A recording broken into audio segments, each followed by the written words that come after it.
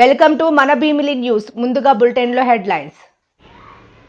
పాడేరు నుండి విష మీదుగా తమిళనాడు తరలిస్తున్న గంజాయిని స్వాధీనం చేసుకున్న దువ్వాడ పోలీసులు. పరవాడ ఫార్మా కంపెనీలో బుధవారం జరిగిన ప్రమాదంపై మాజీ మంత్రి గుడివాడ అమర్నాథ్ స్పందన. విశాఖ గోపాలపట్నంలో గంజాయి పట్టివేత. మాజీ ముఖ్యమంత్రి జగన్మోహన్ రెడ్డి అదానీ మధ్య జరిగిన విద్యుత్ కొనుగోళ్లు. షర్మిల ఫైర్. విశాఖ గోపాలపట్నం గత వైసీపీ ప్రభుత్వంపై పశ్చిమ ఎమ్మెల్యే గణబాబు పలు విమర్శలు.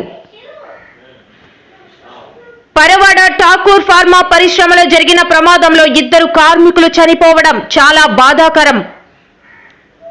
వాలంటీర్లకు న్యాయం చేయాలని డిమాండ్ చేస్తూ అనకాపల్లి పట్టణంలో సిఐటియు ఆధ్వర్యంలో ధర్నా చేపట్టిన వాలంటీర్లు. పాడేరు నుండి విశాఖ మీదుగా తమిళనాడు తరలిస్తున్న గంజాయిని దువ్వాడ పోలీసులు స్వాధీనం చేసుకున్నారు. పాడేరు నుండి విశాఖ మీదుగా తమిళనాడు తరలిస్తున్న గంజాయిని దువ్వాడ పోలీసులు స్వాధీనం చేసుకున్నారు. అగనంపూడి టోల్ ప్లాజా వద్ద కారులో తరలిస్తున్న సుమారు 5 లక్షల విలువ కలిగిన 135 కిలోల నిషేధిత డ్రై గంజాయితో పాటు ఆలివ్ ఆయిల్ ను పట్టుకుని స్టేషన్ కి తరలించారు. ఈ మేరకు దువ్వాడ పోలీస్ స్టేషన్ వద్ద ఏర్పాటు చేసిన మీడియా సమావేశంలో పూర్తి వివరాలను జోన్ 2 డీసీపీ మేరీ ప్రశాంతి వివరించారు. అల్లూరి జిల్లా నుండి పొరుగు రాష్ట్రాలకు తరలిస్తున్న గంజాయిని ముందస్తు సమాచారం మేరకు పట్టుకోవడం జరిగిందన్నారు. గంజాయితో పాటు రవాణాకు ఉపయోగించిన వాహనాన్ని సీజ్ చేయడం జరిగిందన్నారు. గంజాయితో పట్టుబడ్డ 2 వ్యక్తులను న్యాయమూర్తి ఎదుట హాజరుపరచడం జరుగుతుందని డీసీపీ పేర్కొన్నారు. గంజాయి రవాణాకు రాష్ట్ర ప్రభుత్వం అడ్డుకట్ట వేస్తుందని తెలిపారు. సో మీడియా మిత్రులందరికీ శుభోదయం.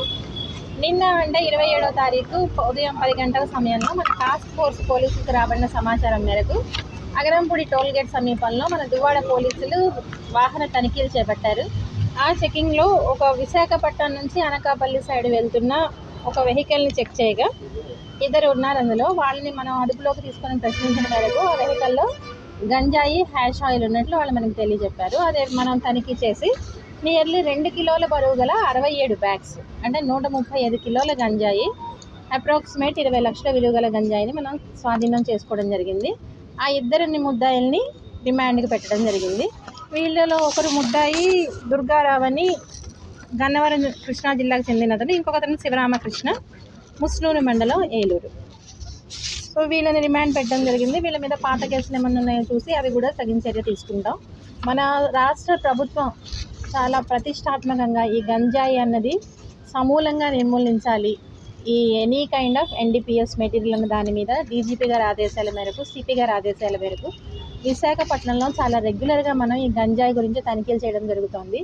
మీరు చూసినట్లయితే లాస్ట్ 5 మంత్స్లో కొన్ని వందల గంజాయి మనం పట్టుకోవడం జరిగింది. చాలామంది మీద కేసులు కూడా పెట్టడం జరిగింది. అలాగే రైల్వే స్టేషన్లో కూడా మన స్నిఫర్ డాగ్, అది ట్రైన్డ్ స్నిఫర్ డాగ్, దాన్ని కూడా తీసుకొని అది కూడా డాగ్ సహాయంతో కూడా మనం గాంజా పట్టుకున్న సంఘటన మీకు అందరికీ కూడా తెలుసు. అలాగే మనం చెక్ పోస్టులు కూడా రెగ్యులర్గా 24/7 రన్ అవుతున్న చెక్ పోస్టులు ఉన్నాయి. అలానే మనకి మొబైల్ చెక్ పోస్టులు కూడా ఉన్నాయి. అంటే డైనమిక్గా ఒక స్పెసిఫిక్ ప్లేస్ కాకుండా యాజ్ ఆఫ్ ద ఇన్ఫర్మేషన్ ఏ రూట్లో గాంజా నిందితులు వచ్చే అవకాశం ఉంది, ఇవన్నీ కూడా మనం చెక్ పోస్టులని డైనమిక్గా కూడా ఆర్గనైజ్ చేస్తున్నాం. సో ప్రజలు కూడా మాకు సహకరించి మీకు తెలిసిన మాకు సమాచారం ఇచ్చినట్ల వాళ్ళ యొక్క సమాచారం గోప్యంగా ఉంచబడుతుంది. అలాగే గంజాయి అమ్మే వాళ్ళే కాదు, సేవించే వాళ్ళు కూడా చట్ట ప్రకారం శిక్షార్హులు. కాబట్టి మన పిల్లల భవిష్యత్తు గురించి మనము మన సమాజాన్ని గంజాయి రహిత సమాజంగా చేర్చాలి. ఈ దాంట్లో మీరందరూ కూడా మాకు కోఆపరేట్ చేయవలసిందిగా కోరుతున్నాను. ఇలాగే మన పరవాడ ఫార్మా కంపెనీలో బుధవారం జరిగిన ప్రమాదంపై మాజీ మంత్రి గుడివాడ అమర్నాథ్ స్పందించారు. విశాఖలో గురువారం ఆయన మాట్లాడారు. వరుస ప్రమాదాలు జరుగుతూనే ఉన్నాయని, వీటిపై కార్మిక శాఖ మంత్రి సుభాష్ ఏ చర్యలు తీసుకున్నారు అని మండిపడ్డారు. నిన్నగాక మొన్న సాయంత్రం ఒక సంస్థలో విషవాయువు లీక్ అయ్యి ఇప్పుడే ఇంకో సమాచారం ఏంటంటే ఇంకొక ఆయన కూడా మరణించాడని చెప్పని అన్నారు. 2 మరణించడం జరిగింది. 9 మంది ఒక హాస్పిటల్లో, ఇంకొక 9 మంది వేరే హాస్పిటల్లో, గాజువాకలో కిమ్స్ ఐకాన్లో ఒక 8 మంది ఉన్నారు. పవన్ సాయి అని చెప్పి వడ్లపూడిలో ఒక హాస్పిటల్లో అక్కడ ఒక 9 మంది ఉన్నారని చెప్పడం జరిగింది. దురదృష్టం ఏంటంటే ఇంత పెద్ద ఇన్సిడెంట్ జరిగితే ఈ రోజు వరకు ఒక ప్రజాప్రతినిధి కానీ, స్థానిక మంత్రి కానీ ప్రభుత్వానికి సంబంధించినటువంటి ప్రజాప్రతినిధులు కానీ ఈ రోజు వరకు ఎవరు రాలా. జరిగి 48 గంటలు అయింది ఇన్సిడెంట్ జరిగి.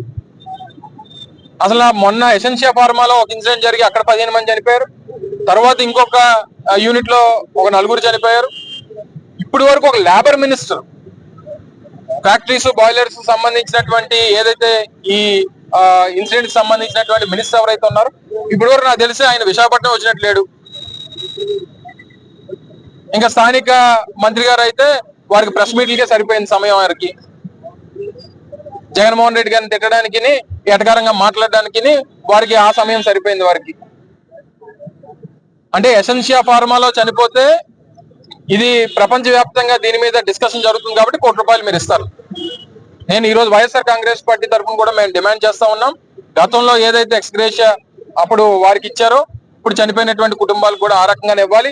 ఇప్పుడు ఉన్నటువంటి ఎవరైతే బాధితులు ఉన్నారో అంటే ట్రీట్మెంట్ తీసుకున్నటువంటి వారు కానీ ఇంకోరు కానీ ఎవరైతే ఉన్నారో గతంలో ఏ రకంగా చేశారో అది చెయ్యాలి. వీటన్నిటికన్నా మించి గడిచినటువంటి 3 నెలల్లో ఇన్ని ఇన్సిడెంట్స్ జరిగితే మీరు ఎందుకు రియాక్ట్ అవ్వట్లేదు? ఎందుకు సేఫ్టీ ఆడిట్ చేయట్లేదు? రాష్ట్రం అంతా కలిపిన నాకు తెలిసి అయితే, ఎందుకంటే గతంలో నేను పరిశ్రమల శాఖ మంత్రిగా చేశాను. 90 నుంచి 100 పరిశ్రమలు హజార్డస్ యూనిట్స్ ఉంటాయి. అంటే ఇన్సిడెంట్స్ జరిగేటువంటి దానికి ఏదైనా యాక్సిడెంట్ జరిగితే ప్రమాదం జరిగేటువంటి దానికి అవకాశం ఉన్నటువంటి దీని మీద కూడా మీరు సేఫ్టీ ఆడిట్ చేయకపోతే, ఒక కమిటీని కాన్స్టిట్యూట్ చేసి సేఫ్టీ ఆడిట్ చేయకపోతే దేనికి ఉంది మీ ప్రభుత్వం? ప్రాణాలు పోయినా పర్వాలేదు, ఎవరేమైపోయినా పర్వాలేదు అని అనుకుంటే తప్పకుండా ప్రభుత్వం తాలూకు బాధ్యత. ప్రభుత్వం దీని మీద స్పందించాలి. డెఫినెట్ గా సేఫ్టీ ఆడిట్స్ అనేటువంటి రెగ్యులర్ ఇంటర్వెల్స్ చేయాలనేటువంటిది వైఎస్ఆర్ కాంగ్రెస్ పార్టీ డిమాండ్ చేస్తాం. విశాఖలో గంజాయి పట్టివేత. విశాఖ ఏజెన్సీ ప్రాంతం నుండి గంజాయిని కొనుగోలు చేసుకుని కేరళలో అమ్మడానికి అక్రమ రవాణా చేస్తూ ఉత్తర సింహాచలం రైల్వే క్వార్టర్స్ వద్ద మొత్తం 20 కేజీల గంజాయితో పట్టుబడినారు. గాంజా కనబడకుండా మత్తు పదార్థం. ఇందులో ప్రతి వారు కూడా పోలీసు, యూనిఫారంలో ఉన్న పోలీసు, మిగిలిన ప్రజలంతా కూడా యూనిఫారం లేని పోలీసు. ఎవరి పిల్లల్ని, ఎవరి భర్తల్ని, ఎవరి అన్నల్ని, ఎవరి తమ్ముళ్ళని వాళ్ళు కాపాడుకోవాల్సిన అవసరం ఉంది. అక్కడక్కడ చూస్తున్నాం ఆడపిల్లలు కూడా దీనికి వ్యసనం భారీ అయిపోతున్నారు. నాకు మొన్న కంచరపాలెం నుంచి ఒక తల్లి వచ్చి చాలా బాధపడుతుంది. ఆ పిల్ల గంజాయికి ఎడిక్ట్ అయిపోయిందంటే పోతినమల్లపాలెంలో ఉన్న డీఅడిక్షన్ సెంటర్ దగ్గరికి పంపించాం. చాలామంది తల్లిదండ్రులకి కొడుతున్నారు, తిడుతున్నారు, చంపేస్తానంటున్నారు, గాయపరుస్తున్నారు.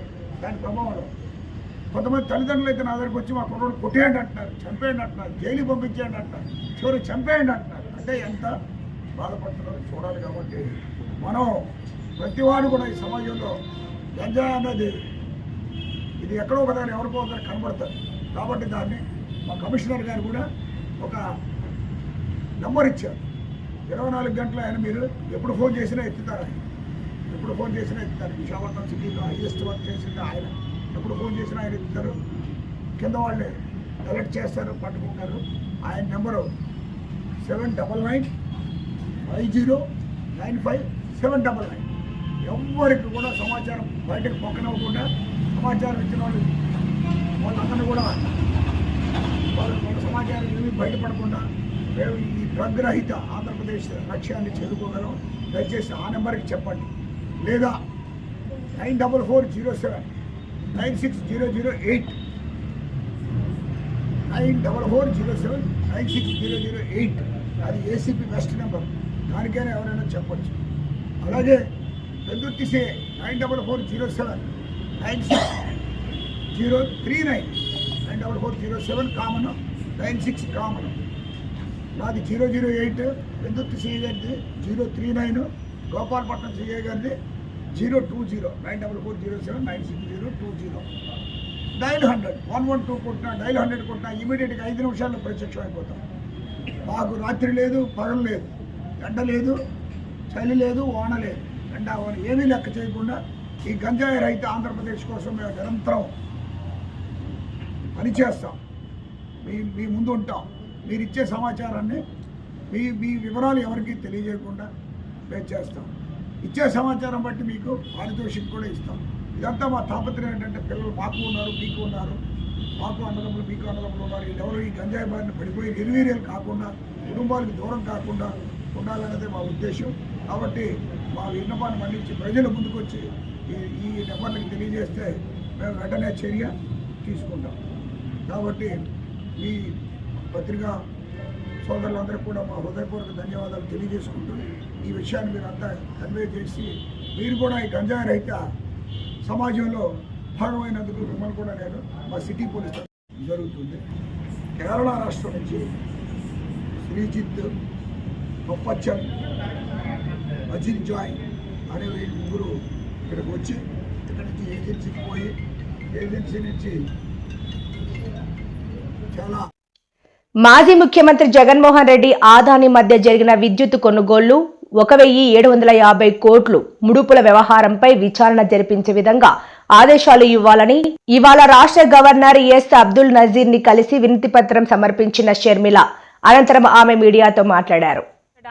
చేసిన ఈ డీల్లో ఆంధ్ర రాష్ట్ర ప్రజలను తాకట్టు పెట్టడం జరిగింది. ఇది న్యాయమేనా? అది కూడా ఈ డీలు రాబోయే 25 సంవత్సరాల వరకు ఈ డీలు వర్తిస్తుంది అంటే ఈ తరమే కాదు వచ్చే తరానికి కూడా తాకట్టు పెట్టినట్టు దీని అర్థం కాదా? కేవలం ఒక్క అదానికి మేలు చేయటానికి ఆంధ్ర రాష్ట్రాన్ని, ఆంధ్ర రాష్ట్ర ప్రజలని తాకట్టు పెట్టి వాళ్ళకు నష్టం వచ్చినా పర్వాలేదు అన్న రీతిలో ఆలోచన చేశారు. ఇలాంటి డీలే అదానీ గారి కంపెనీ సెకీ ద్వారా గుజరాత్ ప్రభుత్వం ₹99 కుదుర్చుకుంటే అదే ఆంధ్ర రాష్ట్రం ₹2.49 పవర్ సప్లై అగ్రిమెంట్లు చేసుకున్నారు. ఈ తేడా దాదాపు ₹5 వరకు పడుతుందని, హిడెన్ కాస్ట్ అన్ని కలుపుకుంటే ₹2.49 కాదు ₹5 వరకు చేరుతుందని ఒక అంచనా ఉంది. మరి అలాంటప్పుడు ఆంధ్ర రాష్ట్ర ప్రజల మీద పడబోయే ఎలక్ట్రిసిటీ బిల్లు భారం ఎంత?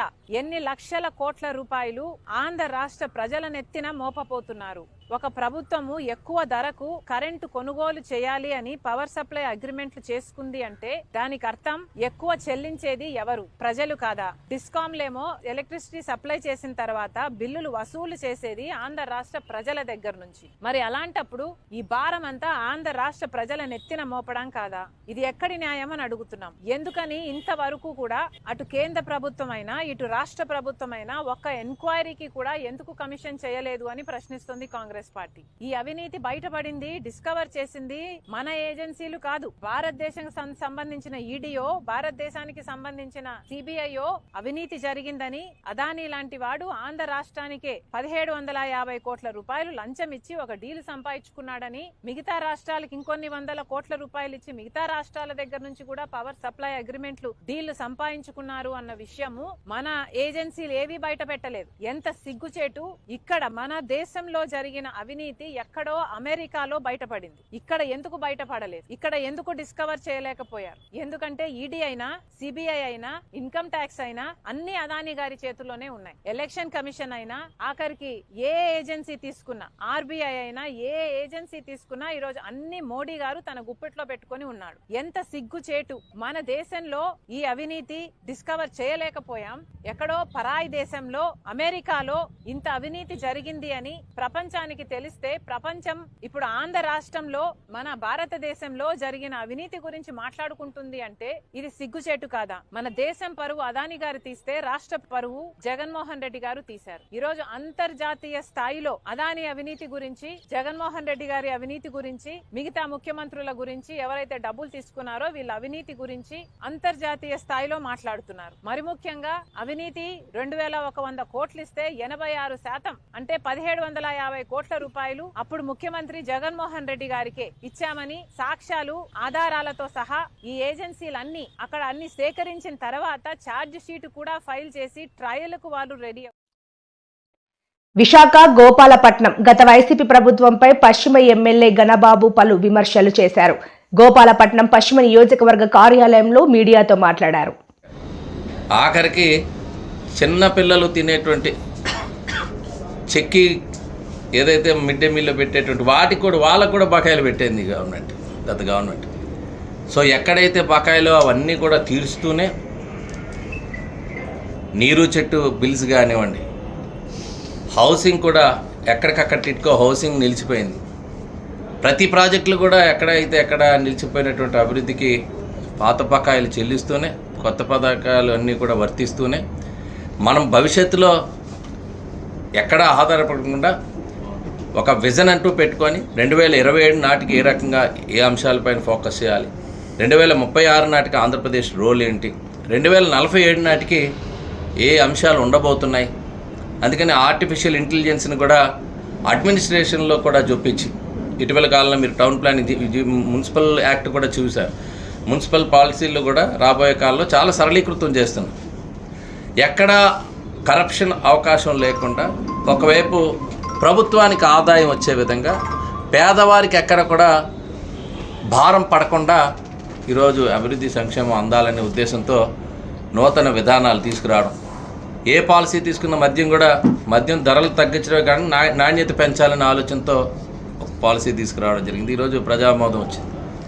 గతంలో ఉండేటువంటి ఏవైతే నిర్ణయాలు ఉన్నాయో, వాటిలో ఏవైతే లోపభూయిష్టంగా ఉన్నాయో, ప్రజలు ఇబ్బంది పడ్డారు, వాటన్నిటిపైన కూడా మనం ఈరోజు ఒక స్పష్టమైనటువంటి వైఖరితో ఈ 150 రోజుల్లో మనం చేసినటువంటి అనేక సంక్షేమ అభివృద్ధి కార్యక్రమాలు రానున్న రోజుల్లో ఏ రకమైనటువంటి స్పష్టతతో వెళ్ళాలనేటువంటిది కూడా చూస్తున్నాం. ఒకవైపు రెవెన్యూ సదస్సులు కూడా వచ్చే నెల నుంచి ప్రారంభమవుతున్నాయి.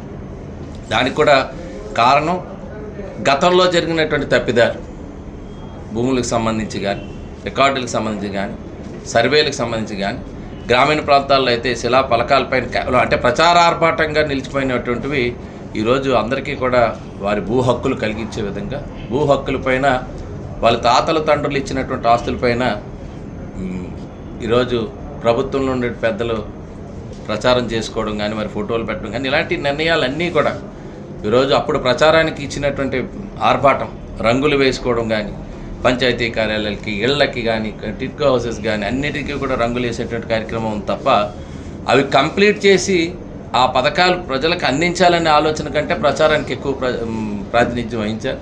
ఈరోజు మేము దానికి కూడా పోవట్లా. ఈరోజు ఆ రంగులు మార్చాలనే ప్రయత్నం కూడా చేయలేదు. మేము రంగులు మార్చడానికి వల్ల అదనంగా కోట్లలో ఖర్చులు పెట్టే పరిస్థితి వస్తుంది. కాబట్టి వాటికి ప్రాధాన్యత ఇవ్వటం లేదు ఈ ప్రభుత్వం. మా ప్రభుత్వం డెఫినెట్గా అందరికీ కూడా ఈరోజు మరలా ఏదైతే ఇంత పెద్ద ఎత్తున మెజారిటీ ఇచ్చారు, ఎన్డీఏ గవర్నమెంట్ని ప్రతిపక్ష హోదా కూడా లేకుండా శాసనసభలో కూర్చోబెట్టినటువంటి నిర్ణయం ఇవ్వడం వల్ల ప్రజల ఎక్స్పెక్టేషన్స్కి తగ్గట్టుగా ఆ సమావేశాలకి వచ్చి మాట్లాడితే చాలా ఆనందపడతాం. ఇప్పుడు కూడా శాసనసభలు అనేటువంటివి, చట్టసభలు అనేటువంటివి ప్రజలు ఇచ్చినటువంటి హక్కు. ప్రభుత్వంలో ఉండేటువంటి వారు కానీ, ప్రభుత్వం వ్యతిరేకంగా ఉండేటువంటి ప్రతిపక్షాలు కానీ అందరూ కలిసి వినియోగించుకునేటువంటి ఒక మేజర్ ప్లాట్ఫాము మన రాజ్యాంగంలో కల్పించినటువంటి ఆ హక్కు. రాజ్యాంగంలో కల్పించినటువంటి వాలంటీర్లకు న్యాయం చేయాలని డిమాండ్ చేస్తూ అనకాపల్లి పట్టణంలో సిఐటియు ఆధ్వర్యంలో ధర్నా చేపట్టిన వాలంటీర్లు అందులో భాగంగా 4 రోడ్ల జంక్షన్ వద్ద మానవహారం చేపట్టారు. ఆ రోజు నుంచి ఆ ప్రభుత్వం 5 సంవత్సరాలు మేము చేయని వర్క్ అంటూ ఏమీ లేదండి. కరోనా వచ్చిన దగ్గర నుంచి, లేకపోతే పెన్షన్ల విషయం అవనివ్వండి, సర్టిఫికేట్ల విషయం అవనివ్వండి, ఏదైనా సరే మేము ముందుకు వచ్చి మేమే దగ్గరుండి ప్రతి ఇళ్లకు చేర్చాం. ఆ రోజు నుంచి ఈ 5 సంవత్సరాలు ప్రభుత్వం ఉన్నంత వరకు కూడా. కానీ ఈ రోజు మా వాలంటీర్ వ్యవస్థ అనేది మనుగడ లేకుండా పోయిందండి. కూటమి ప్రభుత్వం వచ్చాక వీళ్ళు ఏమన్నారంటే, మీకు ప్రభుత్వం వచ్చాక మీకు 10,000 ఇస్తాము, అలాగే ఉద్యోగ భద్రత ఇస్తాము అని మాకు ఎన్నికల సమయంలో హామీలు ఇచ్చారండి. కానీ ఒక్క హామీని కూడా వాళ్ళు నిలబెట్టుకోలేకపోయారు. అంటే ఇప్పుడు ఈ ప్రభుత్వమే కాదు, హామీలు నమ్మి మేము నెక్స్ట్ ఎవరికి వేసినా ఇంకా ఏ ప్రభుత్వం కూడా ఇదే చేస్తుంది మాకు. అలాగే ఇప్పుడు ఏమంటున్నారు, రెన్యువల్ లేదు, గత 2023 ఆగస్టు నుంచి మీ వాలంటీర్స్కి రెన్యువల్ లేదు, అందుకే మిమ్మల్ని మేము తీసేస్తున్నాము అన్నారు.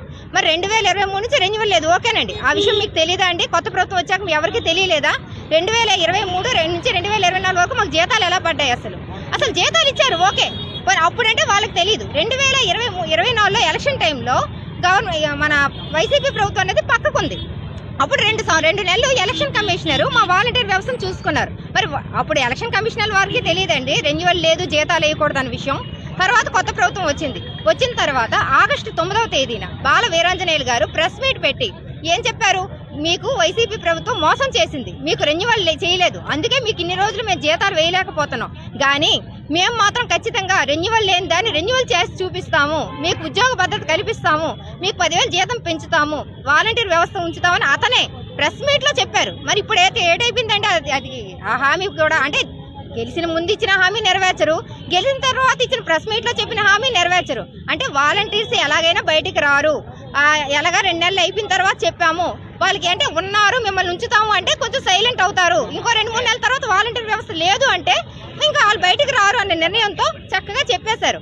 ఇప్పుడు మొన్న మేము వెళ్ళి బాలవీరాంజనేయులు కలిసాం. ఏ రోజైతే అనౌన్స్ చేశారో ఆ రోజే సెక్రటరియట్లో నేను కూడా వెళ్ళి కలిశాను మన CI2 ధనలక్ష్మి మేడం గారితో కలిసి. ఏమన్నారు, మీకు శాలరీస్ వేశారు, మీ గురించి లోతుగా పరిశీలిస్తే చాలా మంది బయటకు వస్తారని చెప్తున్నారు. ఎవరో బయటకు రావడం కోసం చిన్న 5,000 జీతం అంటే చాలా తక్కువ అండి. అయినా సరే ఎన్నో ఉదయం రమ్మంటే ఉదయం వచ్చాం, రాత్రికి రమ్మంటే రాత్రి వచ్చాం, అన్ని సేవలు చేసి మాతో ఎందుకంటే ఆడుకుంటున్నారు చెప్పండి. వాలంటీర్లు అయితే ఇంక ఊరుకోవండి, ఖచ్చితంగా ధర్నాలకు దిగుతాం. మాకేం వద్దు, మీరు ఇచ్చిన హామీలు మీరు నిలబెట్టుకోండి. మీరు ఇస్తానన్న 10,000 జీతం మాకు ఇవ్వండి, ఉద్యోగ భద్రత కల్పించండి. రిజైన్ చేసినా చేయని ప్రతి ఒక్క వాలంటీర్ని తీసుకోండి. ఎందుకంటే రెన్యువల్ లేదు అంటున్నారు కదా, మరి జీవో ఎలా రెన్యువల్ లేనప్పుడు రిజైన్ చేసిన వాళ్ళు కూడా చెల్లదు రిజైన్లు కనుక ప్రతి ఒక్కరిని కూడా తీసుకోండి. ఒకటండి 10,000 మీరు జీతం ఇస్తారంటే కొత్తగా రెన్యువల్ జీవో తీసుకురావాలి. మరి అలాంటప్పుడు రెన్యువల్ జీవో తీసుకొచ్చి కదా మీరు చెయ్యాలి ఏదైనా సరే. ఆ రెన్యువల్తో పనే ఉంది సార్. ముఖ్యంగా చంద్రబాబు నాయుడు గారు, మా ముఖ్యమంత్రి గారు చెప్తున్నామండి, దయచేసి కొత్త రెన్యువల్ తీసుకోండి. ప్రభుత్వానికి ఒక జీవో తీసుకురావడం కష్టం కాదు కదండి, పాత గవర్నమెంట్ తీసుకొచ్చింది. పరవాడ ఠాగూర్ ఫార్మా పరిశ్రమలో జరిగిన ప్రమాదంలో 2 కార్మికులు చనిపోవడం చాలా బాధాకరమని పెందుర్తి ఎమ్మెల్యే పంచకర్ల రమేష్ బాబు విచారం వ్యక్తం చేశారు. గురువారం సంఘటన స్థలాన్ని ఆయన పరిశీలించారు. మొన్న సాయంత్రం ఫార్మాసిటీలో ఠాగూర్ కెమికల్స్ కంపెనీలో జరిగిన దుర్ఘటన చాలా విచారకరం. ఎందుకంటే ప్రతిసారి కూడా ఏదో జరగటం, మేము ఇలాగే మాట్లాడటం అనేది మాకే ఇబ్బందిగా ఉంది. ఇండస్ట్రీ వాళ్ళకి కానీ అలాగే గవర్నమెంట్ అధికారులు కానీ ఎవరైతే ఇక్కడ సేఫ్టీ మెథడ్స్ తీసుకోవాలో, సేఫ్టీ నామ్స్ని ఫాలో అయ్యేట్టుగా చేసే అధికారులకు కానీ, పొల్యూషన్ బోర్డుకి కానీ, పొల్యూషన్ కమిటీకి కానీ ఎన్నిసార్లు ఎన్ని హెచ్చరికలు చేసినా జరగాల్సిన అనర్థాలు ఆగటం లేదు. దురదృష్టమైన సంఘటన ఏమిటి అంటే 4 గంటలకు జరిగితే అందరూ బాగున్నారు, ఎవరికి కూడా ఇది ఓపెన్ ఏరియాలో జరిగింది, స్మెల్ వచ్చింది, తుడిచేసాం, అంతా అయిపోయింది, అందరూ ఇళ్ళకి వెళ్ళిపోయారని చెప్పి వాళ్ళు రిలాక్స్ అయ్యారు. మరి అర్ధరాత్రి నుంచి ఆ ఎఫెక్ట్ చూపించటం, అందరూ హాస్పిటలైజ్డ్ అవ్వటం. మరి మొన్న అదే రోజు ఎర్లీ అవర్స్లో ఒకరు, ఈరోజు ఎర్లీ అవర్స్లో 1-2 చనిపోవటం చాలా దురదృష్టకరం. యాజమాన్యానికి నిన్ననే కలెక్టర్ గారు కానీ, ఎస్పీ గారు కానీ, నేను కానీ మాట్లాడి చెప్పడం జరిగింది. ఏదన్నా సంఘటన జరిగిన వెంటనే మా దృష్టికి తేవాలి. ఎందుకు తేలేదంటే వాళ్ళ వర్షన్ అయితే అంత సీరియస్గా, అప్పుడప్పుడు జరిగే ప్రక్రియ అంత సీరియస్గా ఎవరు ఇంజూర్ అవ్వలేదు, మనుషులకి ఏం కాదు అనుకున్నామని చెప్పారు. కానీ అది చాలా బాధ్యతారాహిత్యం. ఎందుకంటే ఎప్పుడు జరగలేదు అనే దానికి కాదు, జాగ్రత్తలు తీసుకోవాల్సిన బాధ్యత కంపెనీల మీద ఉంది. ఏదో కాంపన్సేషన్ ఇస్తున్నారు కదా అనడానికి ప్రాణం చాలా విలువైంది డబ్బు కన్నా. ఏ ప్రాణాన్ని తిరిగి తేలే. పదే మీటింగ్లు పెట్టి కూడా కంపెనీలకు కానీ మా అధికారులు కానీ చెప్తున్నా కూడా మరి ఆ సమన్వయ లోపం వల్ల కొద్ది ఇబ్బందులు ఎదురవుతూ ఉన్నాయి. ఇదే కానీ కరెక్ట్ టైంకి మన సాయంత్రం జరిగిన వెంటనే వీళ్ళ హాస్పిటల్లో